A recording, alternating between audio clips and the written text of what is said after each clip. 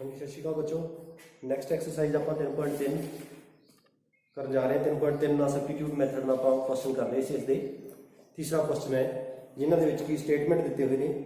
उसमें पहला आप स्टेटमेंट तो इक्वेशन बनानी है। इक्वेशन बना के फिर सॉल्व करना है। पेपर के असं किसी भी मैथड में सॉल्व कर सकते हैं, सबस्टिट्यूट चाहे जो भी अगे पढ़ांगे आप नैक्सट मैथड, क्योंकि उत्थे लिखा नहीं होंगे कि किस मैथड में सॉल्व करना है। तो अपनी मर्जी ना करेंगे पर इतने आप सबस्टिट्यूट मैथड में हल कर लेंगे। जिस तरह मैं इक्वेशन पढ़ा तीसरे का पहला पार्ट है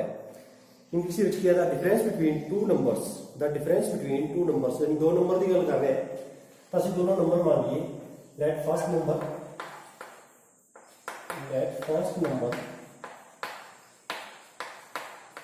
x, पहला नंबर मान लिया x, that second number is equal to y। दो नंबर मान लिए पहले x मान लिया, दूसरे y मान लिया, क्योंकि असं ये दो चला वाले समीकरण बना रहे हैं, इस करके x और y बना की कह रहे हैं। कहते हैं difference between two numbers is 26। दोनों नंबरों के डिफरेंस है कितना है 26 है, अंतर 26 है। मान लो ये संख्या जी साडी ग्रेटर है, साडी बड़ी संख्या है, ये साडी छोटी संख्या है। तो डिफरेंस मतलब बड़ी चो छोटी घटा तो कितना है 26 मतलब 26 है हमारा डिफरेंस। तो साढ़े को एक नंबर इक्वेशन बन गई। इस तरह अगे रकम पढ़िए नैक्सट देखिए। तो अगे की कह रहे हैं and one number is 3 time the other, one number is 3 time the other. One number यानी कि एक नंबर है ना, दूसरे का 3 गुणा है, दूसरे का 3 गुणा है। हम बड़ा नंबर आप x समझिया सी, इसका मतलब बड़ा है तो 3 गुणा, फिर x ही 3 गुणा होगा ना उसका। तो दो नंबर है, दोनों अगर लिखी देखो x और y। ये नंबर बड़ा है, इस नालों 3 गुणा है। जिवें एग्जांपल आप लीए एक तो 9 है, एक 3 है। हम देखो इस नालों ये 3 गुणा है। अगर असं छोटे को 3 नाल गुणा कर लिए तो दोनों बराबर हो जाएंगे। तो अपने को छोटा की है y, तो y को आप 3 नाल गुणा कर लिए, मल्टीप्लिकेशन कर लिए, तो दोनों इक्वल हो जाएंगे, बराबर हो जाएंगे। ये अपने को इक्वेशन नंबर 2 है। ये दूसरी इक्वेशन अपने को x का मान मिल रहा है, निकले थे यह मान आप 2 चो कटिया एक पुट कर देंगे। ये x की वैल्यू आप समीकरण एक पुट करिए। अगर x की जगह की लिखना सी 10y, 10y minus y is equal to 26। y है दोनों सेम है, लाइक टर्म है, तो इन्होंने जोड़ घटा कर सकते हैं। तो 3 चो 1 गया है 2y, क्योंकि साइन इन्होंने अलग अलग है, अलग अलग साइन होता सी घटा कर देंगे बराबर 26। और y इज इक्वल टू 26/2, यानी कि 2 इधर जाके मल्टीप्लिकेशन है, उधर जाके डिवाइड है। तो कैंसिल कर दिया भाई, 2 1 जा 2, 2 3 जा 6। तो y इज इक्वल टू 13, यानी कि साडे कोल एक नंबर आ गया है 13 है, जो 13 है। तो दूसरा नंबर की गल करिए असीं, तो जो वैल्यू आ गई सी दोनों इक्वेशनां चों किसी दे विच भी भर दीए, ये भर दो चाहे ये भर दो, साडे कोल x की वैल्यू आएगी। पर आसान है इक्वेशन नंबर 2 दे विच। इक्वेशन नंबर 2 y की वैल्यू पुट करनी है इक्वेशन नंबर 2 दे विच। इक्वेशन नंबर 2 है अपने को x is equal to 3, y की वैल्यू साडे कोल 13, x इज इक्वल टू 39। ऐसा साडे कोल दोनों नंबर आ गए। फर्स्ट नंबर है लास्ट इसी नंबर भी लिखने का ये लेकिन नहीं छाड़ना। फर्स्ट नंबर है साडे कोल की है x मीन 39। सेकंड नंबर है साडे कोल y मीन 13। सवाल चेक भी कर सकते हैं कि साडा सवाल सही है या गलत है। जिस तरह उसने क्या सी कि दोनों डिफरेंस 26 है, चेक कर लेना डिफरेंस 26 है। अगर सही है तो तुम कितने जाने की जरूरत नहीं, इतने पता लग जाएगा सवाल सही है। दूसरा भी चेक कर सकते हो, दूसरे ने क्या किया कि एक दूसरे का 3 गुणा है, चेक करो कि इसमें 3 गुणा करिए कि आ रहे यस, तो ठीक चेक हो गया, तो आंसर देखने की जरूरत नहीं है। तो नेक्स्ट क्वेश्चन देखिए इसका तीसरे का सेकंड पार्ट।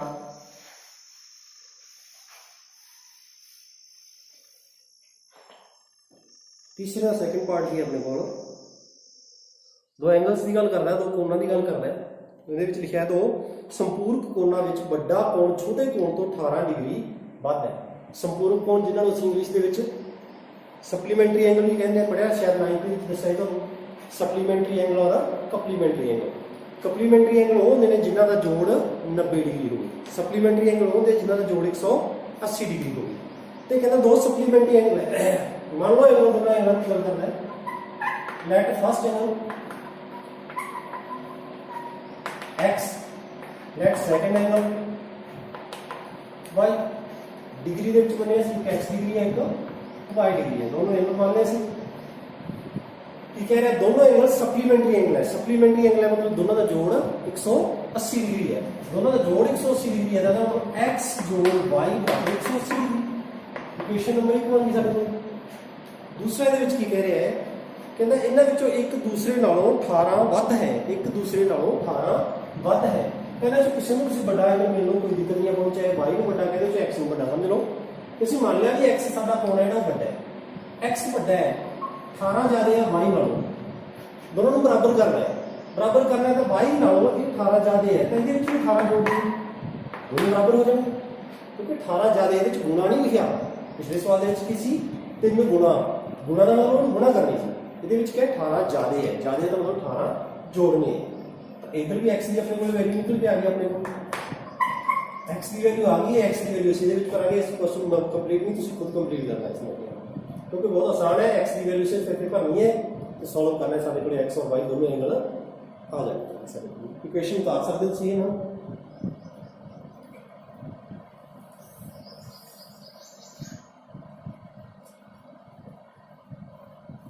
इस तो नेक्स्ट है जो इसके बाद आप करेंगे क्वेश्चन नंबर 4th।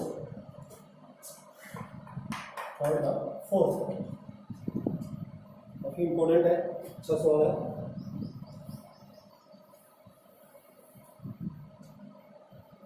जिसके विच की गल करदा हो, एक टैक्सी स्टैंड ते गल कर रहे हैं कि टैक्सी किराए ते जाती है तो किस तरह तय किया जाता उसका किराया। उसके दो किराए हैं, एक तो फिक्स किराया लिया जाता उन्होंने तो भी निश्चित किराया है कि कितनी दूरी जाना है, ये रुपये तो असं लेने ही लेने। जिस तरह आप कह दिए कि एक ड्राइवर का किराया है, चाहे ड्राइवर की दिहाड़ी समझ लीजिए उसमें भी, वो तो असं लेने ही लेने हैं। उस तो बाद असं किलोमीटर मगर रुपये लेने हैं भी जो टैक्सी 1 किलोमीटर चली गई या 2 किलोमीटर चली गई या 4 किलोमीटर चली गई तो उसके किराए किलोमीटर के हिसाब से लेने पर किलोमीटर। तो असं दोनों किराए मान लो, तो मान लो निश्चित किराया x निश्चित जो फिक्स जो रेट है वो x रुपये लेना, जो पर किलोमीटर लेना हो, जो पर किलोमीटर लेना है 1 किलोमीटर का किराया वो साढ़ा y रुपये मान लो। जो फिक्स किराया लेना है ड्राइवर की तनख्वाह समझ लो चाहे x रुपीज़, और जो किराया उसने किलोमीटर के हिसाब से लेना हो y रुपये। तो क्वेश्चन की कहना है, क्वेश्चन कहना जेकर मैं 10 किलोमीटर दूर जावा, 10 किलोमीटर लिए टैक्सी किराए से ली तो साडा किराया 105 रुपये बनया। साडा किराया 105 रुपये, 10 किलोमीटर जाना है तो अपने हिसाब से कितने पैसे देगा, उन्होंने हिसाब से 105 रुपये है, और साढ़े हिसाब से कितने देगा x रुपये तो देने देने, x रुपये देने है y प्लस किलोमीटर के कितने y रुपये, 10 किलोमीटर के कितने रुपये हो गए 10 y 10 साढ़े हिसाब से इन्ना किराया बनता है। ये कहते 105 के बराबर हो, तो साढ़े को पहली इक्वेशन बन गई है। इस तरह दूसरा अगे चलते हैं कि कहना 15 किलोमीटर के किराए में 155 रुपये लग गया है, 155 रुपये लग गए हैं 15 किलोमीटर जाना है। 15 किलोमीटर जाना है तो 15 किलोमीटर वास्ते जी 100 रुपये किराया तो निश्चित है, फिक्स है, तो देने ही देना है। 15 किलोमीटर जाना है तो 22 किलोमीटर के हिसाब से 15 22 ये लग जाएगी, तो टोटल साढ़े को यह इक्वेशन नंबर 2 बन गई। इन्होंने असं सॉल्व कर सकते हैं जिस भी मैथड में सूँ ठीक लगे। तो इन्होंने दोनों किसी के एक्स की वैल्यू कढ़ लो तो दूजे असी पुट करेंगे। लेट मान लो दूसरे इक्वेशन कढ़िए जी, इक्वेशन नंबर 2 चो कढ़िए जी एक्स की वैल्यू कढ़िए, X is equal to 155 15y उधर जाके हो गया माइनस 15y है तो प्लस है, दूसरी साइड जाके माइनस हो गया। एक्स की वैल्यू आ गई साढ़े को 155 माइनस 15y। ये एक्स की वैल्यू सी 2 चो कढ़ी है तो याद रखना है 2 ही नहीं भरनी, जो 2 चो कढ़ी है तो 1 नंबर समीकरण भरनी है वैल्यू। तो 1 नंबर इक्वेशन साढ़े को आ रही, पुट इन इक्वेशन नंबर 1 यानी कि समीकरण 1 के भरना। 1 नंबर समीकरण एक्स की जगह से ये लिख देना है, यानी कि 155 minus 15y is equal to 155 minus 15y x की वैल्यू plus 10y plus 10 is equal to 105। देखो सॉल्व कर लिए सी, सॉल्व कर लिए ना कि देखो इसमें दूसरी साइड लेंगे कांस्टेंट है सारे को y आएगा, y आएगा हिसाब करिए तो 15 माइनस ने 10 प्लस ने तो माइनस ने कितने बच गए सारे को 5y, क्योंकि बड़ी रकम माइनस लिए तो माइनस ने 5। दूसरी साइड देखिए 105 है माइनस हो गई दूसरी साइड का 155 तो minus 5y is equal to इन्हें भी माइनस कर दिए तो अपने को मेरे ख्याल से माइनस 50 रह गए, माइनस 50 और माइनस का minus cancel y is equal to 50/5 ऐसे करके 10 y इज इक्वल टू 10 मतलब 1 किलोमीटर का हमने जो किराया निश्चित किराया फिक्स किराया किया था y 10 रुपये 10 रुपीज़। नेक्स्ट ये वैल्यू y की आ गई साढ़े को y की वैल्यू जी असी इतने भर दी आसान है हल करना। इन इक्वेशन नंबर 3 पे तो value put in equation number 3 x is equal to 155 minus 15y, y means 10, x is equal to 155 minus 10 ना तरीके का 150 x इज इक्वल टू कितना 5। इट मीन ਜਿਹੜਾ ਫਿਕਸ ਕਰਾਇਆ ਉਹ 5 ਰੁਪਏ ਆਪਾਂ ਲੈਣੇ ਲੈਣਾ ਜਦੋਂ ਅਸੀਂ ਪਰ ਕਿਲੋਮੀਟਰ ਜਾਂਦੇ ਆ ਤਾਂ ਸਾਡੇ ਕੋਲ 10 ਰੁਪਏ ਐਕਸਟਰਾ ਲੈਣੇ ਦੋਨੋਂ ਕਿਰਾਏ ਅਸੀਂ ਲਿਖਨੇ ਹੈ। ਜਿਹੜਾ ਫਿਕਸ ਕਰਾਇਆ ਸਾਡੇ ਕੋਲੇ ਫਿਕਸ ਕਰਾਇਆ ਜਿਹੜਾ ਉਹ ਸਾਡੇ ਕੋਲੇ ਲੈਗਾ x मीन्स 5 रुपीस ठीक। और जो साडे कोले पर किलोमीटर है साडे कोले पर किलोमीटर किराया है साडे कोले y rupees y means 10 rupees. अगे क्वेश्चन में थोड़ा और पूछा है कहना 25 किलोमीटर जाइए जैसे 25 किलोमीटर का दूरी जाइए तो कितने रुपए लगेंगे तो 25 किलोमीटर जैसे इसे बनाइए 25 किलोमीटर जाना है तो फिक्स किराया तो लेना ही लेना 5 रुपये प्लस 25 किलोमीटर के कितने बनने 10 रुपये हिसाब में 250 तो साढ़े को टोटल किराया कराओगे 255 रुपये 5 किलोमीटर जाना ठीक। तो एक क्वेश्चन को कंप्लीट कर लो जल्दी।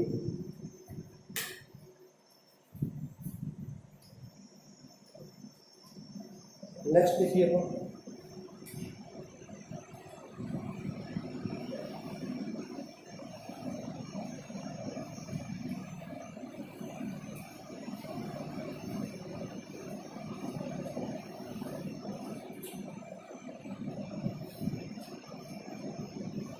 नेक्स्ट एक भिन्न वाला सवाल है, मतलब एक फ्रैक्शन वाला सवाल है, काफ़ी अच्छा है। फ्रैक्शन वाले क्वेश्चन किस तरह देखने हैं जी फ्रैक्शन भी साढ़े को भिन्न होंगी दो होंगे एक अंश होंगे एक हर होंगे। अंश उपरले को कहते हैं हर निचले को कहते हैं। उपरले असीं इंग्लिश के नोमीनेटर कहते हैं निचले को डिनोमीनेटर कहते हैं। तो दोनों को पहले असीं भिन्न बनाइए। मान लीजिए let numerator x let denominator y means जो पंजाबी में ये अंश हर अंश मान लिया x ते हर मान लिया y। अंश हर आ गया साढ़े को फ्रैक्शन की हुई साढ़े को भिन्न की बन जाएगी भिन्न बन जाएगी साढ़े को x बटा y ये साढ़े को भिन्न बन गई x बटा y। तो भिन्न के अगे की कंडीशन दे रहे हैं असं पढ़ते हैं पंजाबी भी देखा तो इंग्लिश भी देखा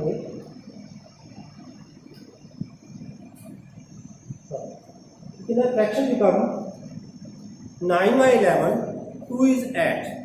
ठीक है। ये फ्रैक्शन 9/11 हो जाती है अगर 2 ऐड कर दिए बहुत नोमीनेटर एंड डिनोमीनेटर मतलब अंश और हर दे विच अगर 2 जोड़ दिए सी अंश और हर दे विच 2 जोड़ दिए 2 अंश दे विच ते 2 ही हर दे विच अगर जोड़ दिए तो जी भिन्न है बदल के की बन जाती है 9/11 यानी कि 9/11 हो जाती है 9/11 हो जाती है। तो इसमें थोड़ा सॉल्व कर दिए तो साढ़े को इक्वेशन बन गई सॉल्व किस तरह इन्होंने क्रॉस मल्टीप्लिकेशन कर दिया क्रॉस करिए तो 11 जो दोनों ने गुणा करनी 11 जो दोनों ने गुणा करी 11 × x 11x plus 11 × x 11x plus 11 × 2 22 is equal to 9 × y 9y plus 9 9 into 2 18। ਤਾਂ ਇਹਦੇ ਵਿੱਚ ਆਪਾਂ x y ਨਾਲ ਇੱਕ ਸਾਈਡ ਤੇ ਕਰੀਏ, ਜਿਹੜੀ ਕਾਂਸਟੈਂਟ ਹੈ ਦੂਸਰੀ ਸਾਈਡ ਤੇ ਕਰੀਏ, ਸਾਡੀ ਇਕੁਏਸ਼ਨ ਆਉਂਦੀ ਹੈ। क्योंकि 11x मतलब 11x, 9y इधर आ गया, दूसरी साइड आके माइनस हो गया 9y, इधर पे 18 तो y उधर जाके माइनस हो गया। तो 11x minus 9y is equal to, इधर माइनस कर दिया, माइनस से 4 बच गई, तो माइनस 4। ये अपने को इक्वेशन नंबर 1 आ गई। ध्यान रखो, अगर इक्वेशन किसी से डिवाइड हो रही है किसी सारे, तो हम डिवाइड कर लेना चाहिए, ताकि साढ़े को अगे जाके कैलकुलेशन घट जाएगी थोड़ी जी। पर ये किसी की डिवाइड नहीं हो रही, तो इट्स ओके, ये सही है। अगे नैक्सट देखते हैं दूसरी इक्वेशन की कहने, क्योंकि इक्वेशन सानू 2 चाहिए। तो दूसरी इक्वेशन दी है, वो की कह रहा है, if 3 add both the numerator and denominator, अगर कहता 3 दोनों के जोड़ दीए, अंश और हर के अगर 3 जोड़ दीए, असी अंश और हर की गल करते हैं, एक्स और वाई साढ़े को फ्रैक्शन है, भिन्न है, दोनों के 3 जोड़ दिए, +3 +3, तो दोनों के अगर 3 जोड़ दिए तो यह 5/6 हो जाती है, तो ये 5/6 सानू मिलती है, बिकम 5/6, 5/6 हो जाती है। तो बिल्कुल इसी तरह इसमें भी सोल्व कर सकते हैं। क्रॉस मल्टीप्लिकेशन कर दिया, क्रॉस मल्टीप्लिकेशन करिए, 6 into x 6x plus 6 into 3 18, 5 into y 5y plus 5 into 3 15। ये भी उसने के लिए कांस्टेंट एक साइड ले लिए, दूसरे एक साइड ले लिए, 6x minus 5y is equal to 15 minus 18। 18 दूसरी साइड जाती minus, 6x minus 5y is equal to, दोनों अलग अलग साइन है, माइनस कर देंगे, 18 चो 5 कटे, माइनस से 3 मिले। इक्वेशन नंबर साढ़े को 2 इक्वेशन आ गया साढ़े को,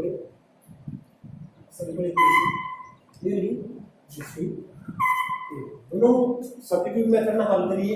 एक चो वैल्यू कट लिए, दूसरे फिक्स कर देंगे इसे,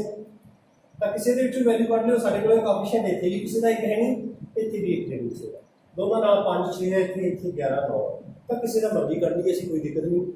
असं 6x वाले को सॉल्व करिए जी, ये x की वैल्यू करिए, तो 6x 5y दूसरी साइड में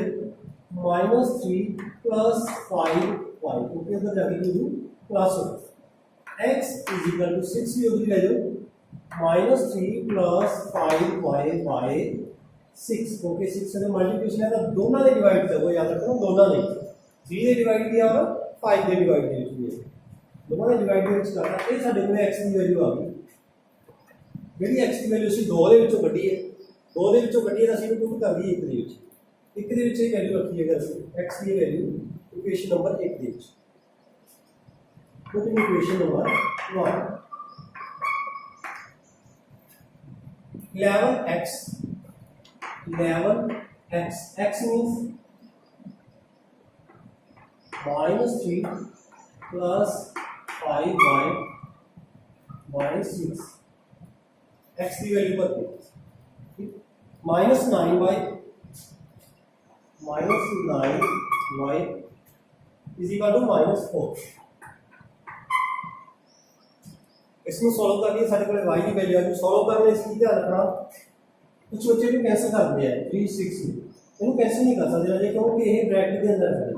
इन्होंने प्लस माइनस का साइन है, अगर प्लस माइनस आ जाए तो कैंसिल नहीं कर सकते, क्योंकि 6 के दोनों का बराबर हक है,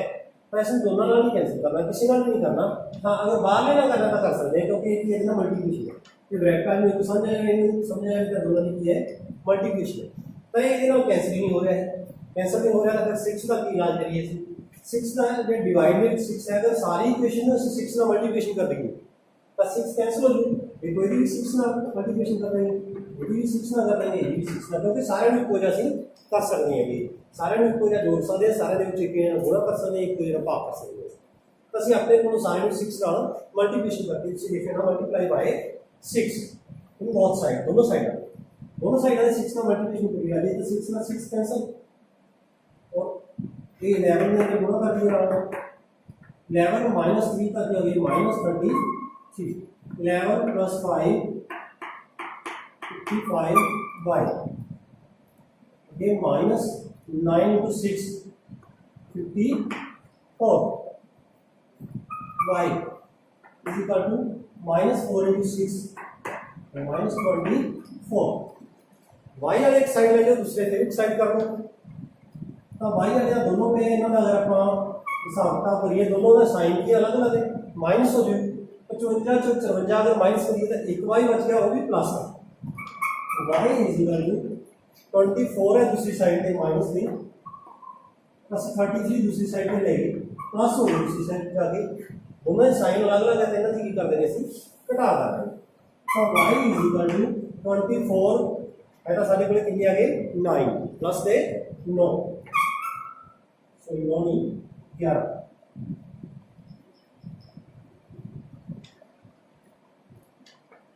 6 3 तो y इज इक्वल टू 9 तो y की वैल्यू 9 आ गई ये y की वैल्यू अगर इतने भरीए तो आसान है वरना तुम इन्होंने दोनों चुकी मर्जी भर दो साढ़े को x की वैल्यू आऊगी तो आसान है मैं जितने आसान है उतनी करिए आप 3 नंबर इक्वेशन के y की वैल्यू फिट कर दी 3 नंबर इक्वेशन लिखी है x is equal to -3 plus 5y y means 9 by 6 x is equal to -3 plus multiplication कर देते हो कि बॉड मास क्या है सारी पहला मल्टीप्लिकेशन करनी है फिर प्लस माइनस करना है तो 9 पाया 45 by 6 x is equal to अलग साइन है माइनस हो जाएगा 45 जो 3 कटे 42 प्लस में 42 हो जाएगी 42 by 6 ये कैंसिल कर लिया 7 x is equal to 7 ਅਸੀਂ क्वेश्चन में इतने नहीं छड़ देना क्योंकि लास्ट एक नंबर कटे जाएगा अगर ऐसे दसूं पूरा पूरे पीछे भिन्न की है फ्रैक्शन की है व्हाट इज फ्रैक्शन फ्रैक्शन की है हमारे x अपॉन y ਅਸੀਂ फ्रैक्शन की लिखेंगे फ्रैक्शन यानी कि भिन्न x बटे y x की वैल्यू की है ਸਾਡੇ ਕੋਲ 7 बटे y की वैल्यू ਸਾਡੇ ਕੋਲ कितनी आ गई 9 तो 7 बटे 9 ਸਾਡੀ वो फ्रैक्शन है जिसकी ये गल करना चेक नहीं कर सकते क्वेश्चन को ਤੁਸੀਂ की क्या है उसने क्या दोनों के विच 2 जोड़ दो तो 9 बटे 11 हो जाएगी चेक करो ये अगर असं 2 जोड़ दिए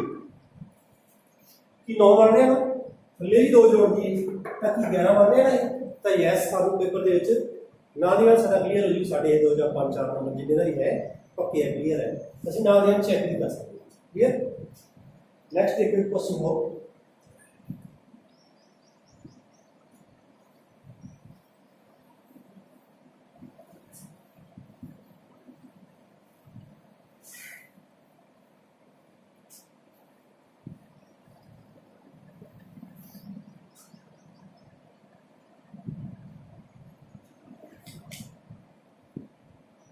लास्ट है इंपॉर्टेंट क्वेश्चन है ये 6 नंबर क्वेश्चन है काफी इंपॉर्टेंट है 5 साल बाद जैकब की उम्र ते उसके लड़के की उम्र यानी कि लड़का और जैकब दोनों की है बाप बेटा है तो मान लो फादर की एज है लेट फादर लेट जैकब भी लिख लो अपने जैकब प्रेजेंट एज तो जैकब की अज दी उम्र वर्तमान अज की उम्र मान लो जी कितनी है x साल तो दे बेटे की ही सन ਉਹਦੇ बेटे की जी प्रेजेंट एज मान लो y इयर्स है ठीक है इन्हें ने साल मान लिया x और y साल तो इन्हें कंडीशन की दी है सानू इक्वेशन बनाने वास्ते ਇਹਦੇ ਵਿੱਚ ਕੰਡੀਸ਼ਨ ਕੀ ਹੈ ਕਹਿੰਦਾ ਜੈਕਬ ਦੀ ਉਮਰ ਉਸਦੇ ਅੱਜ ਤੋਂ 5 ਸਾਲ ਬਾਅਦ ਅੱਜ ਤੋਂ 5 ਸਾਲ ਬਾਅਦ ਗੱਲ ਕਰੀਏ ਜੇ ਮੈਂ ਆਪਣੀ ਗੱਲ ਕਰਾਂ मान लो अज मेरी उम्र 20 साल है तो 5 साल की 25 5 प्लस हो जाएगा ना तो ये भी दोनों 5 साल फिर 5 प्लस हो जाएंगे ये x साल का है ये y साल का है तो 5 साल की होगा उन्होंने 5 साल और जुड़ जाएंगे 5 साल की कहना कंडीशन की दे रही है कहना 5 साल बाद जैकब की उम्र उसके लड़के की उम्र की 3 गुणा है 5 साल बाद जो फादर है ना फादर बड़ा ये 3 गुणा ज़्यादा है इस नालों ਇਹਦੇ ਨਾਲੋਂ 3 ਗੁਣਾ ਹੈ ਇਹਦਾ ਮਤਲਬ ਛੋਟੇ ਦਾ ਵੀ 3 ਗੁਣਾ ਕਰ ਦਈਏ ਜੇ ਅਸੀਂ ਤਾਂ ਬਰਾਬਰ ਹੋ ਜਾਣਗੇ ਹੈਨਾ और ध्यान रखना अगर भुल भी जाओ क्वेश्चन के तो हमेशा छोटे नू ही गुणा करनी है छोटा कौन है साल फादर तो हमेशा बड़ा ही होगा ना तो बच्चा जो बेटा है उसको असी गुणा करनी है कितने गुणा क्या इसने 3 गुणा तो 3 गुणा कर दी उसमें से सॉल्व करिए x plus 5 is equal to 3 into y 3y plus 3 into 5 15 equation solve करिए x 3y इधर आ गई minus 3y is equal to 15 5 दूसरी साइड जाके minus x minus 3y is equal to 15 minus 5 यानी इक्वेशन नंबर 1 का दूसरी शर्त की कहना है क्योंकि इक्वेशन दो चाहिए सॉल्व करने वास्ते तो दूसरी शर्त ਦੇ ਵਿੱਚ ਕੀ ਕਹਿੰਦਾ ਹੈ 5 साल पहला 5 साल पहला की गल करिए जे अज उम्र 20 साल है तो 5 साल पहला 5 माइनस हो जूगी 5 माइनस हो जूगी अज उन्होंने उम्र x से 22 साल है क्योंकि असं की प्रेजेंट एज है अज की उम्र उन्होंने तो 5 साल पहला की मिल जूगी उन्होंने 5 साल घटा देंगे दोनों जो 5 साल घटा देना फिर भी कहना है लड़के की उम्र का 7 गुणा सी यानी कि फादर की उम्र है जी 7 गुणा सी 5 साल पिछे जाइए तो 7 गुणा बड़ा है 7 गुणा बड़ा है तो छोटे को 7 लोग कर दे बराबर हो जाए फिर वही same x minus 5 is equal to 7y minus 35 7y इधर ले आओ x 7y minus is equal to 35 minus के फिर 5 उधर जाके प्लस हो इक्वेशन की आ गई x minus 7y is equal to अगर 5 और 7 को माइनस कर दिए तो सारे को लिखिएगा माइनस से 30 इक्वेशन नंबर 1 बन गई सॉरी 2 पहला बना रखी है तो और 2 एना जो एक जो x की वैल्यू काट लो किसी जो इक्वेशन 2 बन गया सारे को तो रिप्रेजेंट कर रहे हैं इस तरह पेपर ਦੇ ਵਿੱਚ आपको सीधी इक्वेशन ही दिस जाए पेपर ਦੇ ਵਿੱਚ ਤਾਂ ਇਹਨਾਂ दोनों जो x की वैल्यू काट लो किसी जो काट लो क्योंकि x का कोएफिशिएंट 1 है ਇੱਥੇ भी x का कोएफिशिएंट 1 है x ਦਾ ਗੁਣਾਂਕ ਵੀ ਇੱਥੇ 1 ਹੋਵੇ ਜਾਂ y ਦਾ ਗੁਣਾਂਕ 1 ਹੋਵੇ ਉਹਦੀ ਵੈਲਿਊ ਕੱਢਣ ਦੀ ਕੋਸ਼ਿਸ਼ ਕਰਿਆ ਕਰੋ ਕਿਉਂਕਿ ਕੁਐਸਚਨ ਆਸਾਨ ਹੋ ਜਾਂਦਾ ਤਾਂ ਇਹਦੇ ਚ x ਦੀ ਵੈਲਿਊ ਕੱਢ ਲਈ ਅਸੀਂ ਫਰੋਮ 1 ਫਰੋਮ ਇਕੁਏਸ਼ਨ ਨੰਬਰ 1 ਇੱਕ ਜੋ ਅਸੀਂ x ਦੀ ਵੈਲਿਊ ਕੱਢੀ ਹੈ ਤਾਂ 3y दूसरी साइड चला जाएगा x is equal to 10 minus 3y है दूसरी साइड जाके प्लस 3y x की वैल्यू आ गई अपने x की वैल्यू आ गई तो एक जो कटिए 2 च रख दिए इसमें 2 ਦੇ ਵਿੱਚ ਰੱਖ दिया x की जगह देखो 10 second put in equation 2 x की जगह कितनी लिखना है 10 plus 10y 10 plus 10y minus 7y is equal to minus 30 ਅਸੀਂ कुछ भी साइन नहीं चलना हर एक साइन नाल लेके चलना है जे कितने भी चेंज होना तो कोई ना कोई कारण होगा अपने आप कुछ लाना नहीं तो कुछ भी छड़ना नहीं दोनों ने चेक की साइन अलग साइन का घटाव होगी 7 ਦੇ ਵਿੱਚੋਂ ਅਸੀਂ 3 ਕੱਢੀਏ ਤਾਂ ਕੀ ਆਏਗਾ 4y ਆ ਜਾਣਗੇ ਕਾਦੇ minus is equal to minus 30 ਇਹਦੇ ਪਹਿਲਾਂ ਪਿਆ ਹੈ 10 दूसरी साइड ले लिए तो ये भी माइनस हो जाएगा और माइनस हो गया 10 उधर जाएगा तो minus 4y is equal to दोनों साइन सेम है तो मतलब प्लस कर देंगे माइनस से 40 तो माइनस का माइनस कैंसिल 4 डिवाइड चला जाएगा y इज इक्वल टू 40/4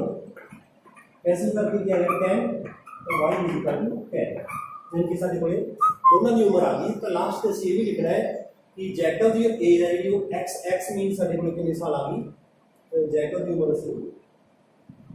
और एक कटी है जो y कटे तो x की वैल्यू कटी है x की वैल्यू कटी है ਇਹਦੇ ਵਿੱਚ उसका भी इक्वेशन नंबर 10 कह दी इसमें तो value put in equation number 10 equation number 10 साडे कोल है x माइनस बराबर 10 plus 10y means 10 x is equal to 10 plus 30 x is equal to 40 यानी कि 40 साल इतनी थले लिखांगे इसकी जैकब की उम्र 40 years and his son is 10 years 10 साल सो हम चेक भी कर सकते हो इसे उन्हें की क्या सी 5 साल पहला असल में 5 साल बाद दोनों के बीच 5 जोड़ के देखियो कितना जो 5 साल बाद है 45 ये 5 साल बाद कितना 15 कि 3 गुणा है इसका यस 15 थी 45 ना तो 3 गुणा है माइनस भी करके देख लो तो दूसरी इक्वेशन चेक करनी वैसे देख नहीं अपना क्लियर हो गया माइनस करिए 35 माइनस करिए तो 5 कि 7 गुणा है इसका यस इसका 7 गुणा है तो सारा इक्वेशन इतनी क्वेश्चन क्लियर हो गई बिल्कुल ओके रिपोर्ट है लास्ट लिखना है ਅਸੀਂ जैकब ਦੀ एज ਇੰਨੀ है ਉਹਦੇ son ਦੀ एज ਇੰਨੀ इस तरह ਦੇ ਹੋਰ ਵੀ क्वेश्चन ਤੁਹਾਨੂੰ ਪਿਕ ਸੈਂਡ ਕਰ ਦੂੰਗਾ ਤਾਂ ਉਹਨਾਂ ਨੂੰ ਕਰਨ ਦੀ ਕੋਸ਼ਿਸ਼ करनी और इस चैनल को देखते टाइम सब्सक्राइब जरूर कर लेना नीचे ਰੈਡ ਅਕਸ਼ਰ ਆ ਰਹੇ ਜਿਹੜੇ ਸਬਸਕ੍ਰਾਈਬ ਦਾ, ਸਬਸਕ੍ਰਾਈਬ ਕਰ ਲੈਣਾ ਔਰ ਵੀਡੀਓ ਚੰਗੀ ਲੱਗੀ ਤਾਂ ਉਹਨੂੰ ਲਾਈਕ ਵੀ ਜ਼ਰੂਰ।